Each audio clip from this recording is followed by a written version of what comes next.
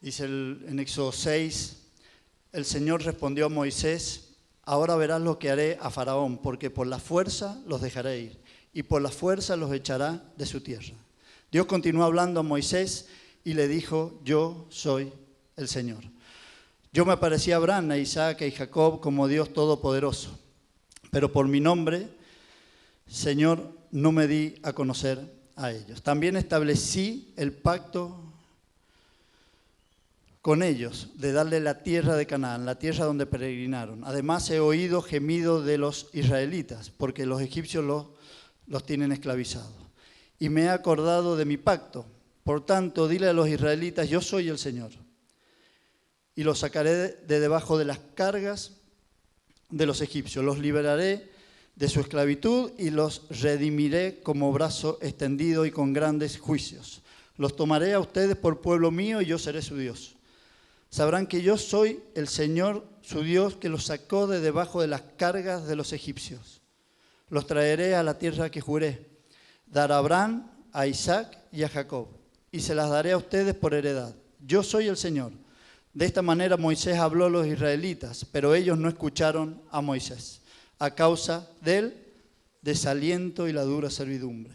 Entonces el Señor habló a Moisés y le dijo: ve, habla a Faraón, rey de Egipto, para que deje salir a los israelitas de su tierra. Pero Moisés habló delante del Señor y les dijo a los israelitas: no me han escuchado.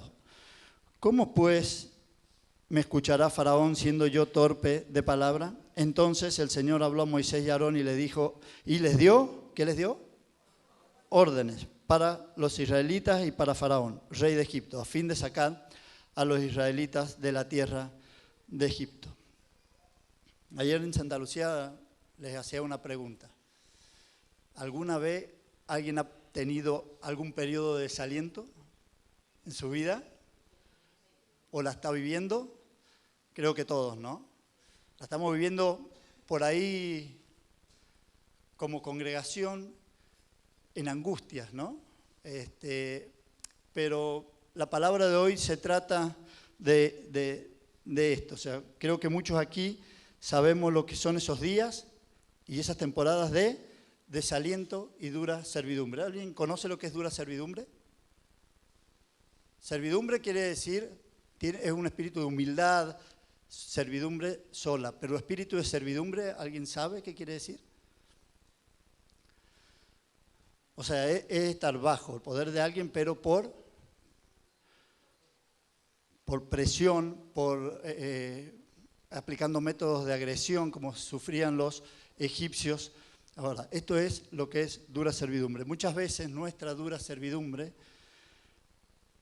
es no por lo externo, sino por ahí por lo que nosotros dejamos que nos afecte. Cosas que no nos tendrían que afectar, que hacen que nos sintamos presionados, desalentados, en angustia, y por ahí nosotros nos aplicamos una dura servidumbre, o a través de situaciones externas que provocan esto. Vamos a dividir lo que podría decirse un mapa. Vamos a ver 3 temas. Verás lo que haré, vamos a ver del versículo 1 al 8, veremos el tema verás lo que haré. Tú solo recuerda quién soy y lo que dije, la razón por la que muchos no escuchan, pero es la principal razón por la que debes escuchar, del 9 al 12, y órdenes de libertad en el versículo 13. Y acá vamos, si nosotros venimos de Éxodo 5:22, hay personas que hayan venido por primera vez, que es la primera vez que vengan a una iglesia o a un culto como este. ¿Hay alguien? ¿Cómo es tu nombre? Cintia. Bienvenida, Cintia. Bienvenida, es un placer tenerte acá. ¿Alguien más que haya venido por primera vez? ¿No? ¿Cómo es tu nombre? ¿Has venido con los chicos? Bueno, bienvenidos, bienvenidos. Les vamos a pedir que no se vayan, queremos orar por ustedes, pero esta es una palabra que no solamente es para los que hace mucho tiempo que estamos acá, sino para ustedes también. Pero para hacer un repaso desde todo Éxodo, cuenta cómo Moisés está en un palacio, de repente se pelea con un egipcio para salvar a un hebreo. Su propio pueblo le dice, pero ¿qué te crees que sos por ser? Mata al egipcio, se va a Medián, ¿está bien? Y ahí después le habla una zarza. Él estaba tranquilo en la casa de su suegro, conoce a su mujer.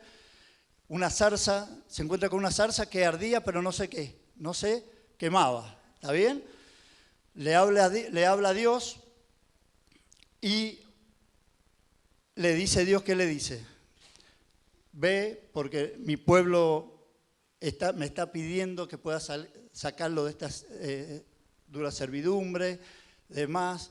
Él obviamente no le cuesta al principio, pero bueno, empieza inclusive a negociar con Dios, cosa que muchas veces hacemos en nuestra vida diaria, empezar a negociar con Jesús. Jesús es judío, ¿cómo vamos a negociar con un judío? Vamos a salir perdiendo siempre.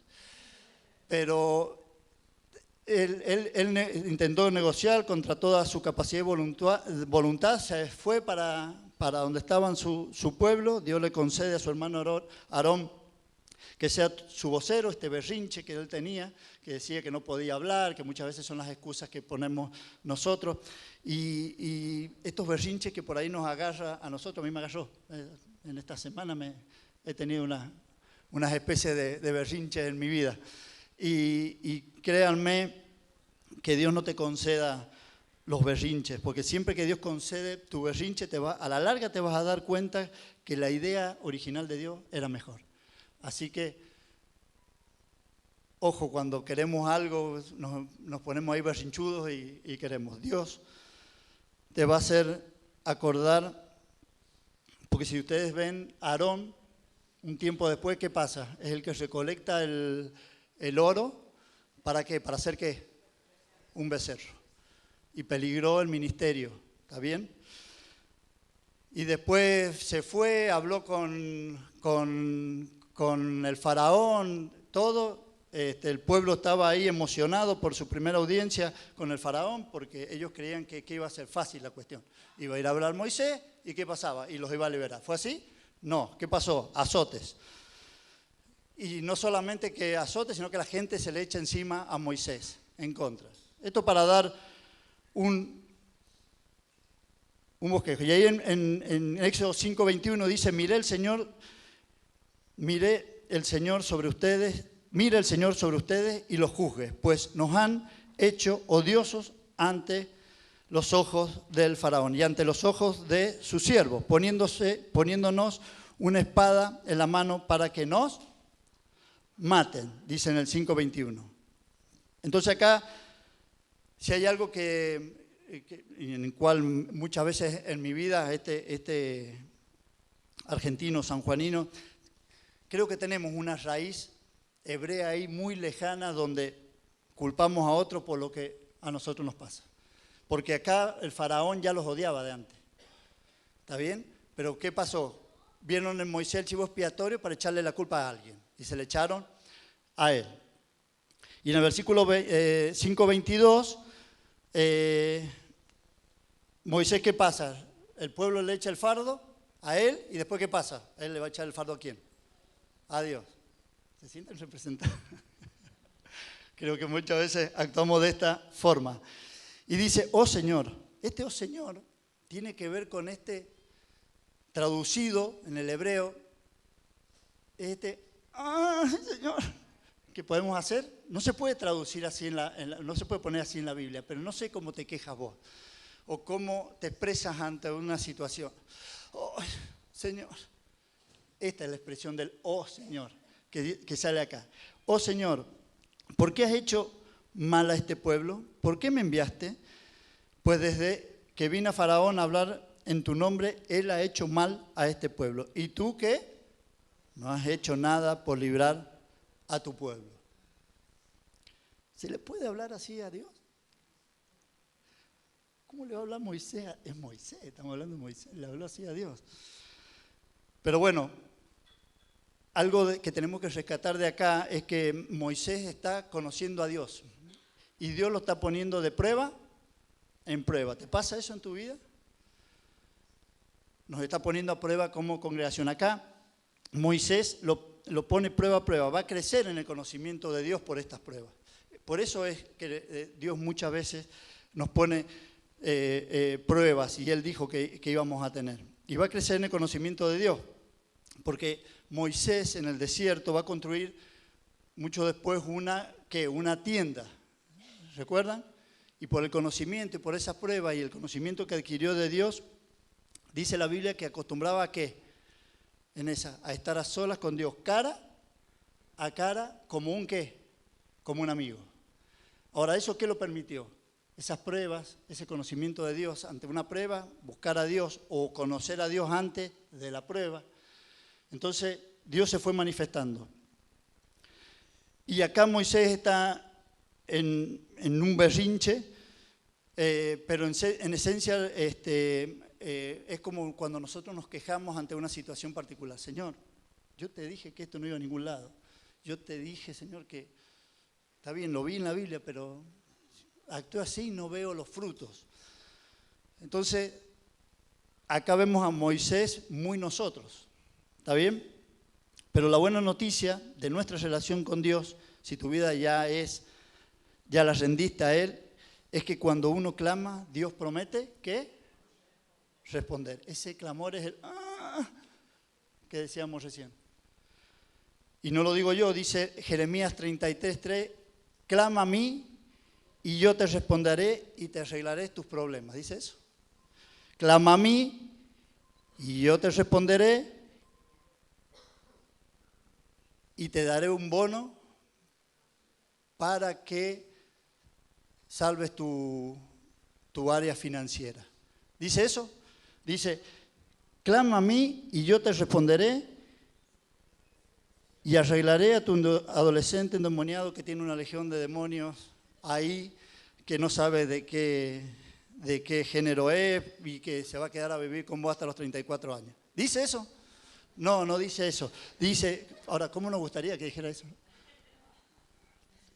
¿No te da bronca que la Biblia no diga lo que nosotros queremos? Dice, clama a mí y yo te responderé y te ¿qué? Revelaré grandes cosas inaccesibles que tú conoces, que tú no conoces. Y este es un texto, compartíamos ayer en Santa Lucía, que es un texto que por ahí lo mal usamos. Nos encanta la primera parte, pero no entendemos la segunda. Porque dice ahí, clama a mí y yo te responderé y te revelaré cosas grandes e inaccesibles. ¿Te ha pasado que has clamado ahí en intimidad con Dios, bien en la intimidad, en silencio, que no escuchas nada, escuchas la palabra y de repente Dios, ¿qué te muestra? El estado de tu corazón. En lo mal que está tu corazón, en lo separado de Él que está tu corazón. Dios te pone, por decirlo, algo que estaba que no sabías que estaba. Y Dios te revela algo inaccesible, como dice la palabra. Porque nosotros accedemos a los problemas de todos los demás, a los nuestros. Accedemos a los problemas de mi esposo, de mi esposa, de mi hijo, de si ganó River, si perdió Boca, si ganó Cristina, si perdió. Le echamos la culpa, vemos los problemas de los demás, pero no por ahí, por buscar al Señor, vemos cuál es el verdadero problema. Cuando clamas a Dios, Él no promete arreglarte las cosas. Él promete darte a conocer lo que tú necesitas. Por eso dice, clama a mí y yo te responderé y te revelaré cosas grandes e inaccesibles que tú no conoces. En este tiempo que estamos viviendo como congregación es cuando más tenemos que buscarlo a Él. Porque Él nos va a permitir que seguramente muchas cosas que están en nuestro corazón ahí agarradas, que no nos damos cuenta, Dios se va a encargar de limpiar y poder ver qué tiene para este tiempo en tu angustia, en la angustia como congregación, en la angustia la pastora, yo sé que en estos momentos ella está ahí, clama, porque ella sabe que Dios le va a responder y que le va a revelar muchas cosas como se la está haciendo. Ella misma nos dice, yo sé que el Señor tiene propósitos. Y ella tiene en claro que lo único que ella quiere es que Dios sea glorificado en esta situación. Y tiene que ser lo que nosotros creemos. En el Salmo 91:15 dice, me invocará y le responderé. Yo estaré con él, ¿en dónde? En la angustia. No dice que lo sacará de la angustia necesariamente. Dice, yo estaré con él en la angustia. Y meditando un poco de esto, ante algunas situaciones particulares, algunas situaciones personales que he estado viviendo, me di cuenta de esto, que la Biblia no te promete que Dios te va a sacar de la angustia ya. ¿Está bien? La Biblia promete que Él va a estar contigo ¿en qué? En la angustia. Y te va a rescatar, dice, y lo rescataré y lo honraré. Pero esto viene después de ¿qué? De estar en presencia con el Señor. ¿En dónde? En la angustia. Nosotros queremos que sea al revés. Porque una prueba, Dios pone algo en nuestro corazón para prepararnos para un nivel mejor. En esencia, lo que Dios va a hacer, les recuerda el plan y le va a recordar con quién está hablando. Esto es como el remedio que tenemos todos, que necesitamos todos consumir, que es este ubícatex. Que nos tenemos que ubicar con quién estamos hablando. Y en el capítulo 6, versículo 1 dice más o menos así, ahora verás que lo que haré. ¿Está expectante lo que va a hacer usted con su situación, con la situación que nos está tocando como generación? Dice, ahora verás lo que haré. Esto es lo que va a pasar, le da un plan. Por la fuerza, Faraón, ¿qué dice? Los dejará ir. ¿Está bien? Ya se lo había dicho antes. Y después en versículos posteriores, ¿qué es lo que va a pasar? Van a venir las plagas. ¿Y quién lo firma? Yo soy el Señor Todopoderoso. Y marca, eso es importante en la Biblia. Lo tenemos que marcar. Porque muchas veces Dios va a permitir circunstancias a tu vida para que te des cuenta que Él es el Todopoderoso y no sos vos. Porque muchas veces nosotros, yo hago, yo digo, yo mando, yo voy, yo estoy, pero es Dios el Todopoderoso. Te tenés que dar cuenta de eso. Después, resumiendo, dice, me aparecía Abraham, pasado en el versículo 3, establecí mi pacto con ellos, mis promesas siguen en pie. Versículo 4 y 5, he oído el gemido de los israelitas a causa de ¿qué? De la opresión. ¿Escucha Dios? Sí, se escucha. Y dice, después en el versículo 6 y 7, dice, por lo tanto, diles de nuevo a los israelitas, yo soy el Señor y los sacaré de debajo de las cargas de los egipcios, los liberaré de esclavitud y los redimiré con brazo extendido y con grande juicio. Los tomaré a ustedes por pueblo mío y yo seré su Dios. Yo soy el Señor, los sacaré de debajo de las cargas de los egipcios, dice.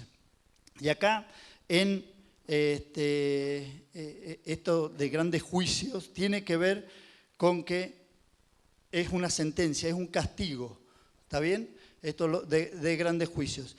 Porque en algún momento dijo que iba a ser fácil, le dijo a los israelitas que iba a ser fácil su salida, a Moisés le dijo que iba a ser fácil, no. Pero a nosotros nos encantaría que el faraón, ante la primera instancia con Moisés, ¿qué hubiera hecho? Sí, váyanse, no hay problema. Pero no, muchas cosas van a haber, cosas que no van a ser fácil en nuestra vida cristiana. Y me encanta cómo sigue diciendo, y yo los tomaré, dice, que quiere decir acercar, aceptar, ganaré como pueblo mío. Y dice en el versículo, y sabrán que yo, en el versículo 7 dice, sabrán que yo soy el Señor tu Dios que los sacó de debajo de las cargas. Y esta es la parte nuestra. ¿Cuál es nuestro trabajo? Creer y conocer que Dios es lo que Él dice. Yo soy el Señor tu Dios, que te sacó de debajo de las cargas de los egipcios y ser guiado a un destino glorioso que Él tiene para nosotros. Tiene que ver con el Salmo 73, 24, que dice, me guías con tu consejo y conduces a un destino glorioso. Pero te hago una pregunta. ¿Es Dios tu Dios? ¿Es el Señor tu Dios? ¿O es la angustia que estás pasando, o el momento que estás pasando, la situación que estás pasando? Porque ¿qué veían los hebreos hasta ese tiempo?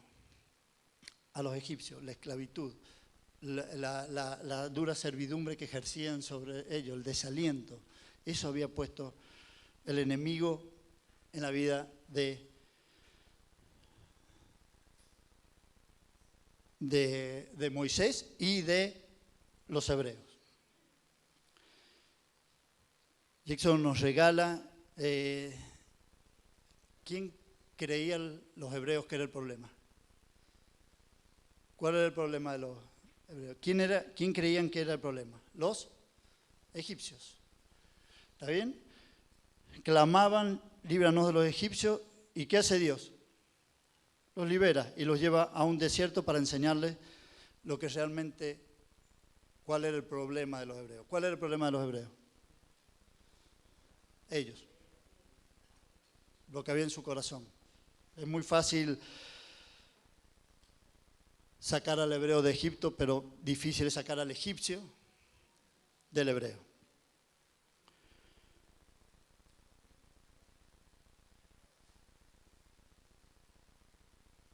Vamos al segundo punto. El segundo punto dice la razón por la que muchos no escuchan, pero es la principal razón por la que debemos escuchar. Versículo 9 al 12. Dice el versículo 9, de esta manera Moisés habló a los israelitas, pero ellos ¿qué? No escucharon a Moisés a causa de ¿qué? Del desaliento y la dura servidumbre. Entonces el Señor habló a Moisés y le dijo, ve, habla a Faraón, rey de Egipto, para que los deje salir a los israelitas de su tierra. Pero Moisés habló delante del Señor y le dijo, los israelitas no me han escuchado. ¿Cómo pues me escucharán, Faraón? Y hasta aquí todo va bien. Dios le dice qué es lo que va a pasar, pero hay una realidad. La cantidad de carga y desaliento muchas veces distraen nuestra atención y hacen que lo que vemos o sentimos luzca más grande y gobierne nuestros días. La cantidad de carga y desaliento muchas veces distraen nuestra atención y hacen que lo que vemos, sentimos, luzca más grande y gobierne nuestros días. Hablamos en Santa Lucía el otro día que un cristiano maduro no puede moverse por lo que siente, debe moverse por lo que sabe de Dios. Cuando nosotros nos movemos por lo que sentimos, nuestra vida se rige somos totalmente almáticos. Pero cuando nos movemos por lo que sabemos de Dios, por lo que Dios nos dijo, por lo que Dios nos prometió, nuestra vida tiene que cambiar indefectiblemente. Que ante la situación peor que venga, nosotros tenemos que ser salvados por Dios de esa situación por su palabra. Por eso, esta servidumbre que por ahí el mundo nos ofrece, por ahí hace presión en nuestra vida cristiana. Pero nosotros tenemos una esperanza.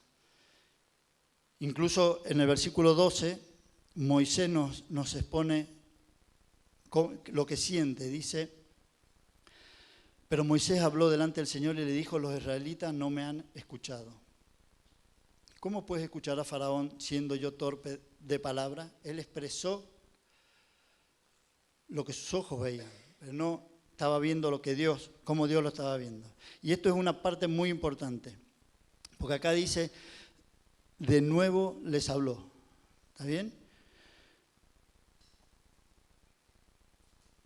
Acá en el versículo 13 dice, entonces el Señor habló a Moisés y a Aarón. O sea, de nuevo los habló. Y este de nuevo tiene que haber, y esto quiero que prestes atención, porque habrá instrucciones que has obedecido sin éxito aparente. ¿Le ha pasado? de haber obedecido lo que Dios te dijo, pero no estás viendo un éxito aparente, o aún con contraataques consistentes del enemigo. Pero si Dios no cambia la instrucción, persevera en la ejecución. Les doy un ejemplo que dimos ayer en Santa Lucía. ¿Cuántos matrimonios hay acá? Esposos, esposas, ¿cuántas hay? ¿Cuántas veces has perdonado en este mes o en este año a tu cónyuge? ¿Qué dice Dios? Perdona, perdona, perdona, perdona. No he visto que hayan perdonado mucho, pero bueno, Dios lo va a tocar. ¿Ah? ¿Por qué perdonamos?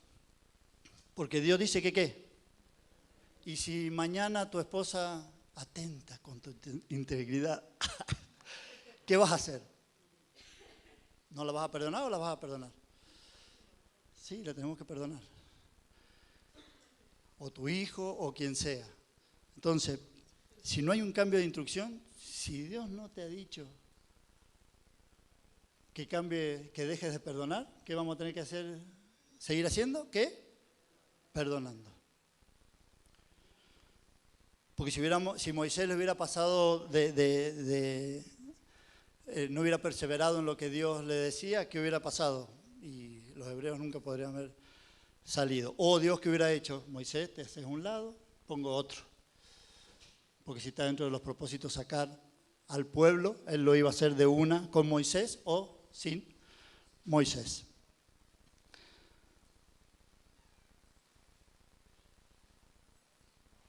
No obedecemos por lo que sentimos o vemos, sino por aquel a quien conocemos. Y Él nunca falla, Él es fiel. Y su plan siempre se cumplirá. Siempre se va a cumplir el plan de Dios. Siempre. Si Dios te pone algo, que no lo cumplas, y capaz que te tenga que correr y poner a otro. Y no sé usted, pero yo no quiero eso. Y para ir terminando, a ver si le ha pasado a alguno, ¿por qué Dios permite rechazos y fracasos temporales cuando uno está haciendo su voluntad? ¿Le ha pasado? ¿O me pasó a mí nomás? ¿Se ha hecho esa pregunta? ¿Por qué Dios permite rechazo y fracasos temporales cuando uno está haciendo su voluntad? Y encontré 3 respuestas. Para ver si creemos por los resultados rápidos, es cuando vamos a ese Dios bombero.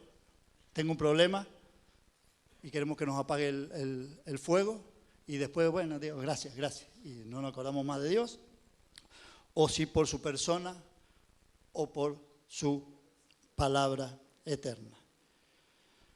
El segundo, para mostrarnos las necesidades, lo necesitado que estamos de Él y generar memorias de dependencia. Somos súper fáciles y rápidos de olvidar que somos 100% dependientes de Dios.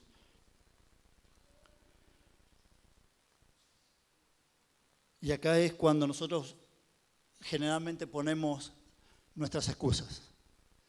Porque aquel me hizo esto, porque aquel dejó de hacer esto, porque aquel me habló mal, porque aquel dijo esto, por eso esto no lo hago. Pero acá dice que nosotros somos 100% dependientes de Dios, porque Él nos creó y Él nos hizo a su imagen y semejanza y tenemos que leer el manual para que no andemos tropezando. Por eso Dios tatuará memorias en nuestra alma, cuerpo y vida para recordarnos quién es Él. Y el tercero, porque está haciendo una historia memorable y que entre más resistencia haya, más gloriosa es la victoria. ¿Amén? Ay, qué tímido que salió el amén. ¿No les gusta la resistencia? Porque eso nos pasa. No nos gusta la resistencia. Nosotros queremos que sea todo, ¿qué? Ya, fácil, sin problema. Queremos que sea como nosotros queremos. Digámoslo de una forma. Como nosotros. Ya dábamos un ejemplo. ¿Qué es lo que nos encanta a nosotros como varones? Llegar a la casa y ¿qué? Y que nuestras esposas nos estén esperando súper sexy, con la comida que nos gusta, los niños de allá en la terraza diciendo, hola señor. ¡Wow! ¡Qué! Sí señor, amén, dícenlo. Pero no. Muchas veces llegamos y ni perro que nos ladre. Nada. Pero bueno, no me pasa a mí eso. A mí no me pasa. Yo cuando llego, mi esposa me ladra. Ve, el perro me ladra. Mi esposa, bueno, no nos vamos a meter en problemas. Ahora, muchas veces nos quejamos y decimos que ingratos estos hijos nuestros, pero en nuestra vida cristiana muchas veces nos levantamos y vos le dijiste al Señor, le diste la bienvenida al Señor en tu vida, a tu Rey en tu vida.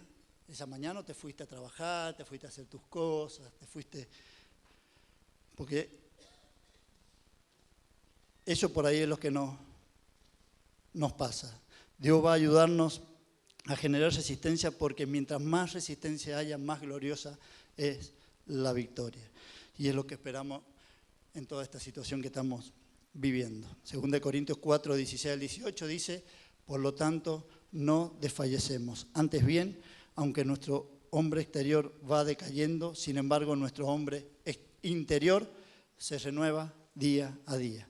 Pues esta aflicción leve y pasajera, pero esta enfermedad no es leve y pasajera, Federico, ¿qué me estás diciendo? Comparado con la eternidad, ¿qué es lo que es? Leve y pasajera. Yo no sé cuánto dura tu situación, cuánto está durando o cuánto va a durar tu enfermedad. Pero si la voluntad de Dios es sanarte, va a ser aquí o sanarte para siempre. Por eso es temporal. Y no solo eso, sino que nos dice, nos produce un eterno peso de gloria que sobrepasa toda comparación. Al no poner nuestra vista en las cosas que se ven, sino en las cosas que no se ven. Porque las cosas que se ven son temporales, pero las que no se ven son eternas. Amén. Puedes estar seguro de que si dijo que te redimiría, lo hará. Lo hizo en un madero, deshaciendo a su Hijo por amor, para no tener que deshacernos a nosotros para siempre. ¿Quiénes merecían ser deshechos? Nosotros. Pero puso a su Hijo. El problema no es lo que tienes ahora. El problema es que a Dios le encanta sacudir los cimientos de tu reino para apuntarte a solo uno, que es el que te va a sostener cuando nadie más lo haga. Yo no sé en este tiempo qué es lo que estás viviendo. Que Dios va a hacer con vos, conmigo, que a lo mejor estamos cómodos. Fíjense que algo que hablábamos ayer, la chica antes de esa escena no quería saber nada. Pará, papá, dejá. ¿Hacemos eso? No le ha pasado con ningún adolescente eso, ¿no es cierto? Papá. Bueno, así era esta chica. Y nosotros, muchos de nosotros somos así con Dios. Nos dice algo y nosotros, Gastón,